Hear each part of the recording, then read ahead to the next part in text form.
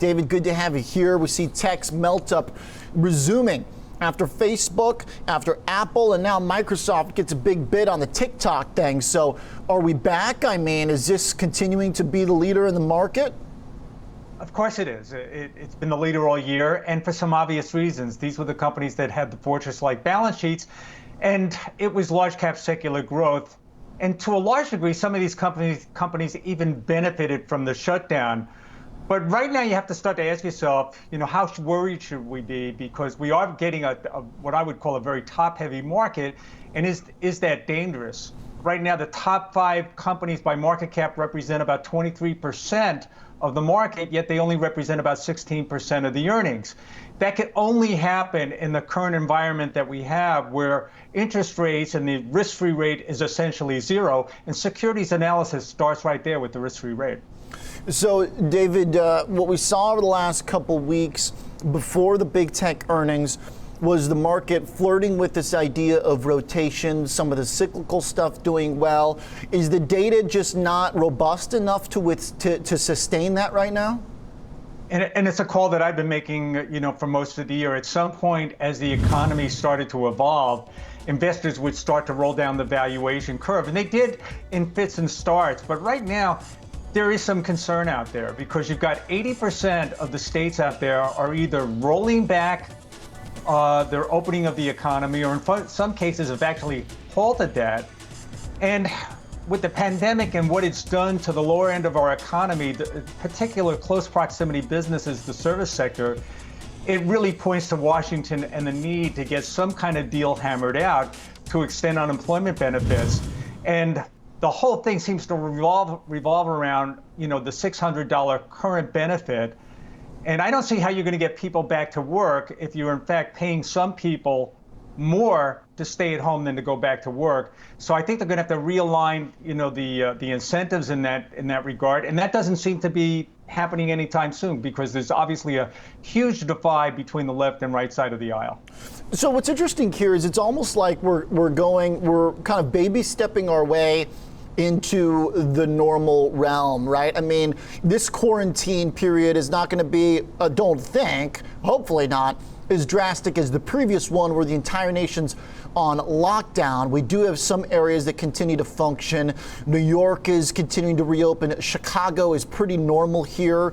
You've got other areas outside these hotspots, but at the same time, because of those hotspots, you got another wave of stimulus coming. You've got reinforced quarantine in some of these places. And even if it's not enforced, people are still choosing not to go state to state via planes, all this stuff. It's almost like we're kind of doing a repeat. And that repeat of the first time was positive tech. And it was, basically everything we're talking about here. If we just practiced, Oliver, some of the basic guidelines laid out by the CDC.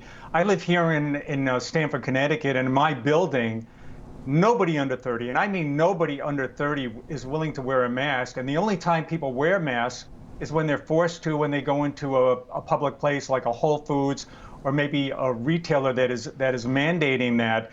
Other countries like Sweden, they had a very high rate of infection initially, but they never shut down their economy, and they've actually managed to make those numbers subside substantially. So we're either going to have to get our act together here in the United States and start practicing some of these very basic guidelines, because we cannot afford to certainly shut down the economy again. But the one thing I can take solace in at this point is that April was the economic bottom. And I think we saw that in the GDP numbers. We had a Q2 number minus 32.9%, never before seen in history. But if we don't start getting our act together, then that 18% number we're looking for Q3 starts to become at risk. Yeah. So unemployment claims we see over the last couple of weeks have stopped going down. That's not good. But what should we then expect from the numbers in terms of being a market catalyst, David, if we're going to get more checks? I mean, it's going to come eventually, I think, is what the market expects. I think even though there's that divide you mentioned between left and right, it does seem something's coming. Maybe we don't know how much or when, but there's going to be another check of some sort. There's going to be some support. So then do the data lose their role as a major catalyst for the market? Have they ever been? I mean, what do you look for as an investor in terms of your inputs to decide what to do. You know what I'm saying? For myself as an investor, I need to start to see, the value side of the equation start to work out. That would be a big tell for me. If I started to see, something like industrials really continuing on the run that they started, financials starting to get better, even consumer discretionary, if any of those things start to pan out, then I'll have a lot more confidence. But you pointed to an important point. You pointed to the unemployment claims. We seem stubbornly sitting around 1.4 million. That obviously isn't sustainable. And I think in some ways the large cap nature of the S&P is masking some of the economic pain that's actually out there. Okay, so what's the play then? I mean, do you want to stay in the tech stuff, or does the market cap concentration worry you? Do you have to just basically assign a probability to the recovery and say, if I think there's a 15% chance our recovery speeds up, then I want 15% of my portfolio in banks and construction and stuff like that?